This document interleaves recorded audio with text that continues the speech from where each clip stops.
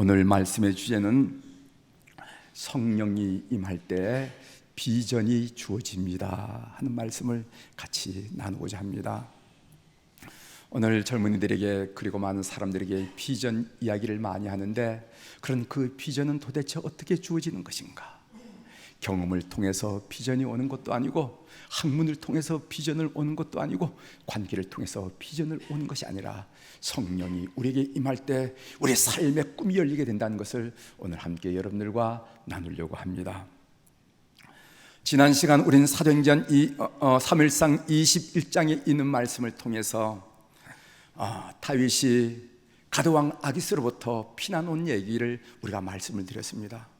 모를 줄 알고 잠입했는데 거기 있는 사람들이 다 알아보는 거예요. 그래서 다윗은 민척합니다.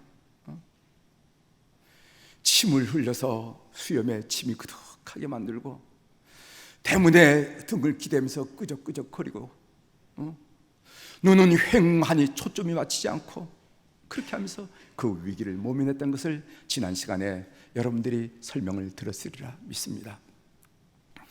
가드에서 쫓겨나온 다윗이 지금 어디에 있냐면 아둘람 동굴이란 굴 속에 지금 은신해 있습니다.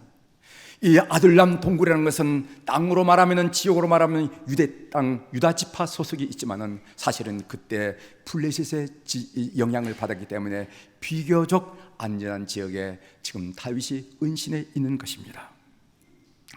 오늘 우리가 본문에 보면, 본문에는요, 하나님께서 사울 왕과 다윗을 비교하면서 다윗의 형편은 어렵고 참혹하지만 그럼에도 불구하고 다윗을 통해서 역사하시는 하나님의 일하심을 오늘 성경이 우리들에게 보여주시면서 하나님 나라를 일구 가는 모습을 우리들이 보게 됩니다. 다윗이 도피한 아둘람 동굴은 다윗의 비참한 그대로를 나타내는 상징물이 됩니다. 여러분, 굴이란 이미지가 주어지는 그 이미지 여러분 느끼지 않아요? 침침하고 어둡고 캄캄하고 습기가 가득한 그 칙칙한 그 공간, 그것은 바로 오늘 다윗의 삶의 그 형편과 마찬가지라고 생각합니다. 반면 기부와 높은 곳에서 단창을 들고 신하들에게 에워싸여 있는 사울 왕의 모습은 당당함 그 자체입니다. 그 말씀이 6절에 나와 있는데 제가 한번 읽어드리겠습니다. 사울이 다윗과 그와 함께 있는 사람들이 나타났다 함을 들으니라. 그때 사울이 기부와 높은 곳에서 단창을 들고 에셀나무 아래에 앉았고 모든 신하들은 그의 곁에 섰더니, 적어도 겉으로 보기에는 그랬습니다. 그러나 실제로는 정반대였습니다. 오늘 성경에 보면은 다윗에게는 추종자들이 몰려들고, 그리고 사울 왕에게는 그 아들조차도 그 곁을 떠나는 모습을 오늘 성경이 보여주고 있다는 것입니다.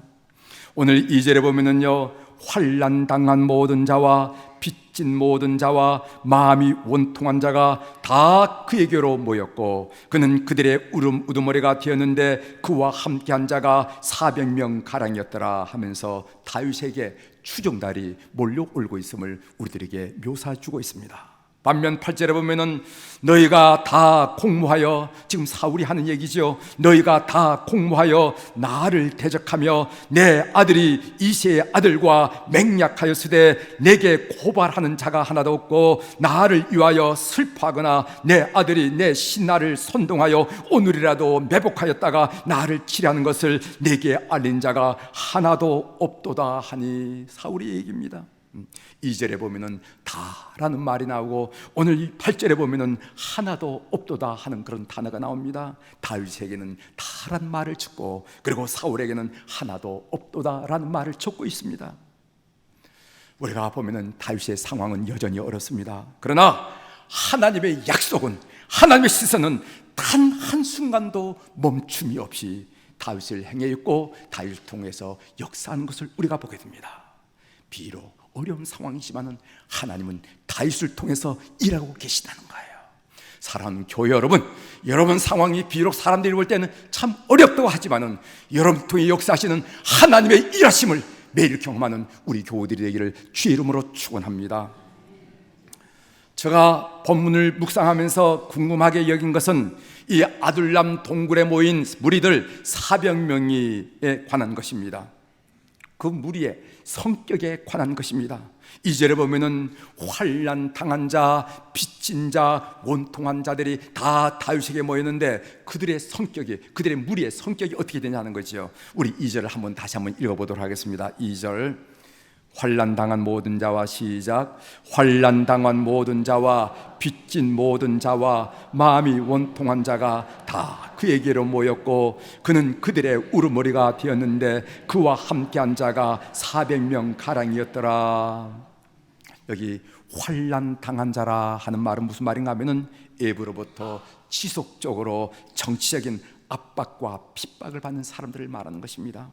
오늘 성경에는 왜 그들이 환난을 당하는지, 그들이 받은 환난의 내용이 무엇인지 설명해 주고 있지만은 우리는 압니다. 그들이 정치적으로 사울 왕으로부터 박해를 받고 핍박을 받고 있다 하는 것을 알고 있어요. 이들을 말하기를 환난 당한 자라 얘기하고 있어요. 이어서 빚진 자라 하는 말이 나오는데 이 빚은 우리가 인생을 살면서 얼마 빚을 졌다 그런 말이 의미뿐만 아니라 빚을 갚지 못해서 자기 가진 재산을 몰수당하고 그리고 노예 신분으로 전락했지만은 그러나 체주로부터 도망한 사람들일 것이라는 거예요. 그래도 자유를 얻기 위해서 한번 내 맘껏 살고 싶어서 그 체주로부터 도망한 무리들이 이 아둘람 동굴에 모이기 시작했다는 것이죠. 그리고 마음이 원통하다는 것은 무슨 일인지는 모르지만 그 원인은 밝혀주지 않지만은 마음에 한이 맺혀 인생을 산 사람들을 의미하는 것입니다. 한이 맺혀 산 사람, 그런 사람들이 400명이 모였다는 것입니다. 그렇다면은 그 집단의 성격은 무엇입니까? 이 더러운 세상 차라리 떠나버리자 하는 도피자들이었을까요? 까마귀 노는 곳에 백로야 가지 말라 하는 그런 말처럼 은둔 자였을까요? 세상 무서운 줄 모르고 주먹 하나 믿고 설쳤던 그런 깡패들이었을까요? 아니면 모순된 세상을 뒤엎어버리겠다는 혁명가들이었을까요? 그들은 무엇 때문에 아둘람 동굴의 다윗 주변에 모여들었습니까? 그 집단의 성격은 무엇입니까? 이것이 제가 본문을 묵상하면서 가장 관심을 가졌던 분야예요. 이 집단의 성격을 묵상하다가 발견한 시편 9절이 있습니다. 시편 57편입니다. 여러분 한번 찾아보십시오. 시편 57편. 시편 찾는 방법이 어떤지 알죠? 성경을 딱 놨다가 중간에 배를 갈라보십시오. 그러면 시편이 딱 나타나는데 시편 57편을 보십시오. 시편 57편은 사울 왕의 칼을 피해서 아들람 굴에 은신해 있던 다윗의 심정, 다윗의 심령을 담은 시가 바로 시편 57편입니다. 시편 57편 오른쪽에 보면은 대괄호 쳐놓고 제목이 나와 있죠. 뭐라 썼습니까? 다윗이 사울을 피하여 굴에 있던 때라고 적혀 있죠. 예, 지금 다윗은 사울 왕에게 쫓겨 동굴에 은신해 있습니다. 바깥에는요 굶주린 사자들처럼 사울 왕의 군사들이 호시탄탄 다윗의 움직임을 주목하고 주시하고 있습니다. 그런데 다윗의 고백을 들어보세요. 오늘 시편 57편 4절에 보면은 내 영혼이 사자들 가운데에서 살며 내가 불사르는 자들 중에 누웠으니 곧 사람의 아들 중에라. 그들의 이는 창과 화살이요 그들의 혀는 날카로운 칼 같도다. 시편 57편 이어서 6절에 보면은 그들이 내 걸음을 막으려고 그물을 준비하였으니 내 영혼이 억울하도다. 그들이 내 앞에 웅덩이를 팠으나 자기들이 그 중에 빠졌도다. 셀라. 이렇게 돼 있어요.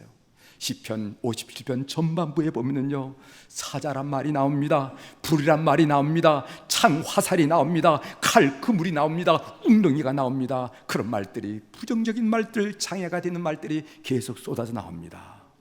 보통 사람 같으면요 이런 상황을 만났으면 어떤 반응을 보였을까요? 여러분들이라면 이런 상황을 만났으면 어떤 반응을 보였겠습니까? 안으로는 자기 연민에 빠질 수도 있어요. 아이고 내 팔자야, 내 인생은 왜 이렇게 꼬여드는가. 또한 바깥으로는 다른 사람을 원망하고 미워하고 포복하려 했을지도 모릅니다. 남편 잘못 만나가지고 부모 잘못 만나서 내 인생이 이렇게 된다고, 회사가 개떡 같아서 내 인생이 이렇게 된다고, 이 사회가 불합리하고 불평등해서 이렇게 된다고 아마 그렇게 말했을지도 몰라요. 그리고 위로는 하나님을 원망했을지도 모릅니다. 왜 나만입니까? 내가 무슨 천벌받을 짓을 했다고 내 인생은 이렇게 꼬여듭니까? 조용한 시간에 하나님을 향해서 원망했을지도 몰라요. 그런데 시편 57편에는요 그런 내용이 없습니다. 하나님께 간절한 간구는 있을지라도 하나님에게서 불평하거나 원망하거나 사람들에게서 불평하거나 원망하는 구절을 찾아볼 수가 없습니다. 오히려 시편 57편 후반부에 보면 하나님을 향한 감사와 찬양이 주조를 이루는 것을 우리가 보게 됩니다. 믿음이 가져주시는 역설이라 그렇게 믿어요. 우리 교우들도 이런 역설을 고백하는 믿음의 사람들이 다 되기를 주의 이름으로 축원합니다. 회사가 그렇게 어렵다는데, 그 가정이 그렇게 힘들다는데 그래도 흔들리지 않고 오히려 하나님의 그 놀라운 일들을 기대하면서 찬양하는 그런 삶을 살아가는 하늘 백성들이 다 되기를 주의 이름으로 축원합니다. 이 시편 57편을 읽다가 깜짝 놀랄 만한 고백을 봅니다. 그것이 바로 시편 57편 8절이에요. 8절 한번 보겠습니다. 우리 한번 같이 읽어보겠습니다. 8절. 내 영광과 깰지어다. 시작. 내 영광과 깰지어다. 비파야 수금아 깰지어다. 내가 새벽을 깨우리로다. 아멘. 이 구절은 그들의 비전을 고백하는 내용입니다. 여러분, 새벽이란 것이 어떤 시기인지 알죠? 밤을 지나면서 가장 춥고 캄캄한 순간이 바로 새벽이에요. 우리 남자분들이 군대에 가면 포초를 섰는데 그 포초 쓸 때 가장 힘든 순간이 뭐냐면요, 새벽이 새벽. 가장 춥고 이상하게 춥더라고. 춥고 그리고 가장 캄캄해. 그치? 그들은 그 어두운 역사의 새벽을 깨우려고 모였습니다. 지금은 캄캄한 어둠이지만은 곧 밝아올 아침을 준비하자고 모였던 것입니다. 지금은 그래서 우리는 이 아둘람 동굴의 이 400명의 공동체를 뭐라고 명칭을 정해주냐면은 비전 공동체라고 명명하는 거예요. 그들은 자기의 삶을 바꾸고 가정을 바꾸고 사회를 바꾸고 민족의 역사를 바꿀 비전 공동체였습니다. 그래서 이 아들람 동굴에 모인 무리의 성격을 한마디로 말한다 하면은 비전이라, 이렇게 한 단어로 규정할 수 있다고 믿습니다. 세계적인 광고 대행업자이며 최고의 작가 중에 한 사람이고 강사 중에 한 사람인 도티 월터스에 관한 이야기입니다. 여러분 검색해 보면 말입니다, 다 나와요. 도티 월터스. 저는 설교를 준비하면서 다 아는 얘기지만 다시 한번 체크를 해요. 교인들이 얼마나 똑똑한지 다 검색을 해보기 때문에 우리 목사님이 거짓말한다 이렇게 한마디만 거짓말하면 큰일 나거든요. 그래서 제가 확인하고 또 확인하면서 여러분들과 나누는 거예요. 한번 여러분 댁에 가서 한번 검색해 보십시오. 도티 월터스입니다. 한 젊은 여성이 있었습니다. 그녀는 고등학교를 졸업하자마자 결혼을 했어요. 1948년의 어느 날 남편이 하던 세탁소가 오랜 불황의 파고를 견디지 못하고 넘지 못하고 문을 닫게 되었는데, 문제는 그 세탁소를 인수하면서 진 빚 5,000불이 문제였습니다. 어떻게 갚을 수가 없었어요. 빚을 갚으려면 당장 돈벌이에 나서야 되는데 집에서 살림만을 하고 그리고 아이를 키우는데 정신없이 살아온 이 젊은이에게 세상은 결코 만만하지가 않았습니다. 그녀는 겨울 앞에 섰어요. 거울 앞에 섰습니다. 나이는 23세, 학력 고절, 특별한 기술이나 자격증 없음, 그것이 바로 자기의 입장이었어요. 고작 그것뿐이었습니다. 일자리를 구하기 위해서 사방의 문을 두드렸지만 돌아온 대답은 한결같이 죄송합니다, 자리가 없습니다 였습니다. 침대에 누워서 말똥말똥한 정신으로 이럴 때 내게 한 가지 기술이라도 있으면 좋으련만 하면서 자기 가슴을 쓸어내리는데, 그 순간 언젠가 성경책에서 읽은 듯한 기름 한 그릇, 기름 한 병 이야기가 문득 떠올랐습니다. 자신과 마찬가지로 절망에 빠진 상황에 갇힌 한 여인의 이야기입니다. 성경 이야기는 이렇게 진행이 되죠. 남편이 남긴 빚 때문에 남편이 빚을 남겨놓고 죽었어요. 빚 때문에 두 아들이 노예로 팔려갈 위기에 처하자 절망에 빠진 여인은 남편의 스승이었던 엘사를 찾아가 도움을 청했습니다. 엘사는 그 여인에게 물었습니다. 네 집에 무엇이 있는지 내게 말해달라고. 내 집에 무엇이 있는지 내게 말해달라고. 이 여인이 아무리 생각해도 집에 있는 게 없습니다. 지금 아들까지 팔아치울 판인데 뭘 있을 게 뭐가 있겠어요? 없습니다. 그랬더니 인가 다시 한번 묻습니다. 내 집에 무엇이 있는지 내게 구하라. 그러자 그 여인이 곰곰이 생각하다가 기름 한 병, 기름 한 그릇 말고는 아무것도 없습니다. 얘기는 기름 한 병. 성경 그 부분을 여러분들에게 읽어드리겠습니다. 열왕기하 4장 2절입니다. 엘리사가 그에게 이르되 내가 너를 위하여 어떻게 하라? 내 집에 무엇이 있는지 내게 말하라. 그가 이르되 계집종의 집에 기름 한 그릇 외에는 아무것도 없나이다 하니, 연자는 여인에게 밖에 나가서 이웃들의 빈 그릇이란 그릇은 모조리 빌려오라고 했습니다. 그리고 그 그릇에다가 기름을 부어보라고 그랬어요. 여자가 그 연자의 말대로 그릇을 모아다가 기름을 부었는데 부어도 끝이 없어요. 아무리 붓고 부어도 계속해서 기름이 나오는 것입니다. 연자가 여인에게 가서 이 기름을 팔아서 빚을 갚고 그리고 살아난 아들 둘과 함께 잘 살아라 하는 얘기가 열왕기하 4장에 있습니다.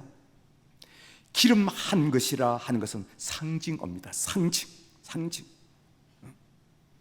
이 기름 한 그릇이 철박한 그녀에게 한 줄기 빛처럼 느껴졌습니다. 그녀는 골똘히 생각에 잠겼어요. 내 집에 남아있는 그릇 한 그릇은 도대체 무엇일까? 아니, 내 안에 여전히 남아있는 그릇 한 것이 있을까? 있다면 그것은 무엇일까? 하면서 골똘히 생각했습니다. 그 순간 고등학교 때 국어 선생님의 얼굴이 떠올랐어요. 그 선생님은 그녀의 작문 실력이 매우 뛰어나다고 칭찬하면서 학교 신문에 편집장을 좀 맡아달라고 이렇게 한 일이 있습니다. 그녀는 벌떡 일어나서 난로 옆에 쌓아놓은 볼드윈 파크라는 주간지를 꺼내서 식탁 위에 펼쳐놓았습니다. 앉은 자리에서 그 신문에 실린 광고란 광고는 모조리 읽었어요. 혹시라도 글 쓴 일에 관계된 사람을 뽑는 광고가 나오지는 않았을까 기대하면서, 하지만 그가 원하는 구인 광고는 좀처럼 눈에 띄지 않았습니다. 다만 광고 문안을 유심히 들여다보다 보니까 그 카피나 문장이 촌스럽고 형편없는 것들이 꽤 눈에 거슬렸습니다. 아니, 이왕 신문에 날 바에는 왜 이렇게 했을까? 나 같으면 이렇게 했을 텐데 하면서 카피 그리고 그 광고 문장들이 마음에 거슬렸다는 것이죠. 그녀는 곧장 신문에 나온 허접한 광고 문안들을 다시 고쳐 써보기 시작했습니다. 몇 차례 수정을 거쳐서 나름의 샘플 광고 문안을 다 완성했을 때 이미 깊은 밤은 지나고 그리고 동력이 밝아오기 시작했습니다. 잠을 하나도 못 잤는데도 불구하고 이상하래 많지 기분이 상쾌하고 몸도 날아갈 듯 가벼웠어요. 처음 맛보는 뿌듯한 삶의 희열이었습니다. 최대한 메시 나는 옷을 차려입고 읍내에 있는 신문사로 했습니다. 신문사에 도착하니까 작은 키에 깡마른 체구의 사나이가 근심에 쌓인 채로 사무실에서 어성거리고 있었습니다. 그녀는 그를 향해서 소리쳤습니다. 선생님, 혹시 신문사 사장이세요? 사장이시라면 광고 지면을 사려고 좀 왔습니다. 그러자 사나이는 진지해졌습니다. 그녀는 자신의 교육을 설명했습니다. 그 교육이 뭐냐면은 신문 광고란을 도매 가격으로 사들인 다음에 광고주를 찾아가서 광고 문안을 써서 신문에 실어주고 거기에 이익을 붙여서 금액을 책정해서 하는 그 사업이었어요. 그날부터 그녀는 정신없이 뛰기 시작했습니다. 신문사 사장은 그의 제안을 받아들였어요. 그녀는 성경에 나온 예언자의 말대로 빌려온 그릇인 광고란에다가 집에 있던 기름 한 그릇인 자신의 글쓰기 능력을 쏟아부었던 것입니다. $5,000 빚을 갚고 그뿐만 아니라 유명한 세계적인 광고 대행업자 그리고 세계 최고의 작가이자 강사로 이름을 날리게 되었습니다. 그 사람이 바로 도티 월터스라 하는 사람이에요.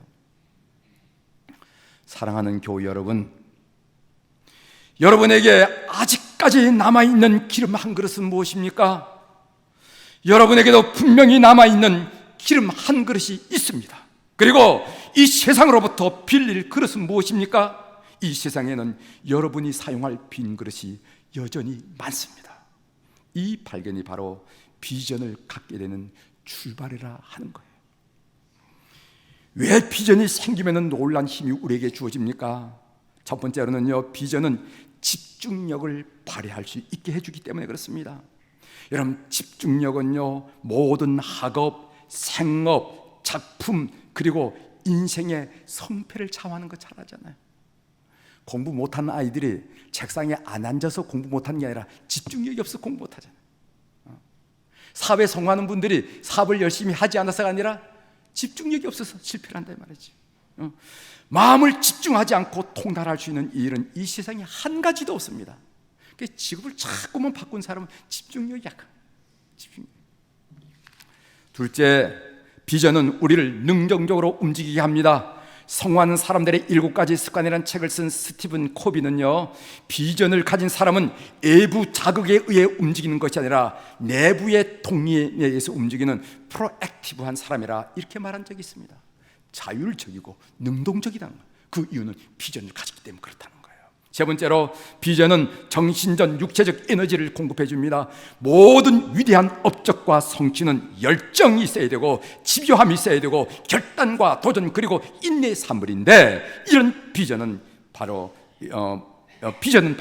이런 모든 힘을 샘솟게 하는 에너지원이 된다는 겁니다. 열정을 가는 사람 특징을 보십시오. 집요한 사람의 특징을 보십시오. 결단하고 도전한 사람들 보십시오. 그 마음속에 비전이 있기 때문에 그런 걸 할 수 있는 에너지가 있더라 이 말이죠. 네 번째로, 비전은 미래의 시점에서 현재 상태를 직시하는 능력을 줍니다. 비전은 우리로 하여금 매일 매 순간 미래의 자기 모습을 그릴 수 있도록 합니다. 삼성전자 같은 기업을 일으키고 있는 내 모습, X선을 발견하는 렌트겐처럼 연구에 매진하고 있는 내 모습, 테레사 소년처럼 봉사활동을 하고 있는 내 모습이 계속해서 머릿속을 떠나지 않게 해줍니다. 매 순간 그런 두근거림으로 내일의 그림을 그린 사람이 어떻게 귀중한 오늘 하루를 게임으로 흥청망청 날로 보낼 수 있겠냐 말이지. 1분 1초를 허투루 보내지 않는다는 거예요. 비전 가진 사람들은요. 그렇다면 이런 비전은 어떻게 우리에게 주어집니까? 여러분, 사도행전 2장 17절에 보면 우리가 어떻게 하면 비전을 얻을 수 있는지 그 얘기가 나옵니다. 하나님이 말씀하시기를, 말세 내가 모든 내 영을 모든 육체에게 부어주리니 너희 자녀들은 예언할 것이요 너희의 젊은이들은 환상을 보고 너희의 늙은이들은 꿈을 꾸리라, 이렇게 말씀하셨어요. 오늘 여기에 나오는 예언이란 말, 환상이란 말, 꿈이란 말은 모두 비전과 관련된 언어입니다. 그런데 이런 비전이 어떻게 주어지냐면은, 말세 내가 내 영을 모든 육체에게 부어주리니, 즉 성령이 임할 때 비전이라는 것이 우리에게 온다는 거예요. 믿는 여러분들이 되길 주의 이름으로 축원합니다. 사랑하는 교회 여러분, 성령 충만을 삼하십시오. 성령 충만을 간구하십시오. 성령 충만한 삶이 되기를 주의 이름으로 축원합니다. 이제 7월 19일부터 우리 교회학교, 여름성리학교, 청년부, 수련회, 유초등부, 중고등부 비전 트립이 준비되어 있고 진행을 하고 있습니다. 이번 기회가 우리 자녀들이 성령 충만 받는 기회가 될 수 있도록 저는 기도하고 있습니다. 여러분 기도해 주시기를 바랍니다. 그래서 우리 수표교 교회가 비전의 사람을 세우고 비전의 사람들을 모으는 그런 교회가 되도록 여러분 그렇게 기도해 주시기를 바랍니다. 제가 찬송가 한 곡을 선곡해 왔는데, 괴로울 때 주님의 얼굴 보라 하는 찬송이에요. 그 2절에 보면은 힘이 없고 내 마음 연약할 때 능력의 주님 바라보아라. 주의 이름 부르는 모든 자는 힘주시고 늘 지키시리. 눈을 들어 주를 보라. 내 모든 염려 주께 맡겨라. 슬플 때 주님의 얼굴 보라. 사랑의 주님 안식 주리리 하니, 그런 고백입니다. 우리 1절 2절 한번 부르시고 말씀을 맺도록 하겠습니다.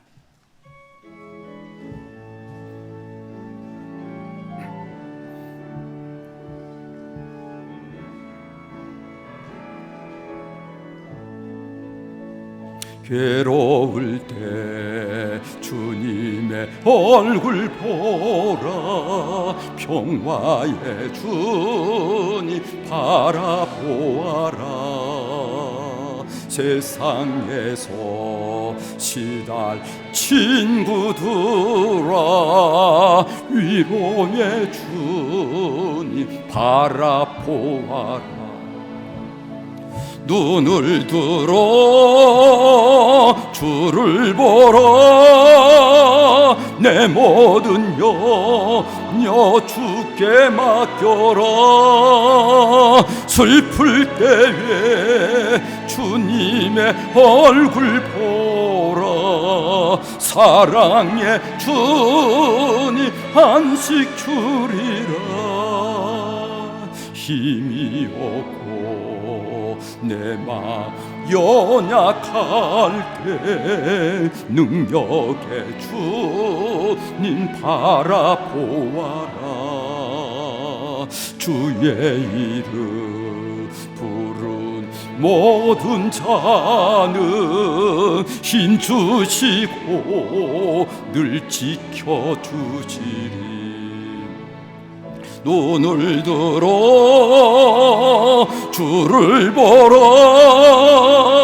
내 모든 염려 주께 맡겨라. 슬플 때에 주님의 얼굴 보라. 사랑의 주님 안식 주리라. 아멘. 이제 말씀에 마치겠습니다. 다윗에게 모이던 아들랑 굴의 무리들은 비전 공동체였습니다. 우리 수표교 교회도 비전 공동체가 되어야 됩니다. 오늘 우리의 정치, 경제, 외교, 안보 모든 것을 볼 때 주위에서 들려오는 소리는 긴 한숨과 절망뿐입니다. 때로는 하나님 이 땅의 국운이 이미 다 쇠했습니까? 이게 한계입니까? 이런 생각도 들 때가 있어요. 이 오염된 땅, 소돔과 고모라 땅 같은 이 땅을 주님이 예면하십니까? 주님, 하나님 이 땅에 많은 은혜와 축복을 보였는데 여전히 감사하지 못하고 원망하는 이 땅을 하나님은 저버리셨습니까? 그런 생각이 들 때도 있어요. 그러나 우리는 한숨과 절망할 수는 없습니다. 내 영광과 깰지어다. 피파야 수금아 깰지어다. 내가 새벽을 깨우리로다. 사랑하는 교회 여러분, 이때야말로 우리는 더 나은 세상을 꿈꾸는 비전 공동체가 되어야 됩니다. 누가 뭐라고 하여도 예수 그리스도만이 이 민족의 소망입니다. 복음만이 이 민족의 소망임을 여러분이 확신하고 주 앞에 서는 우리 교우들이 다 되기를 주의 이름으로 축원합니다.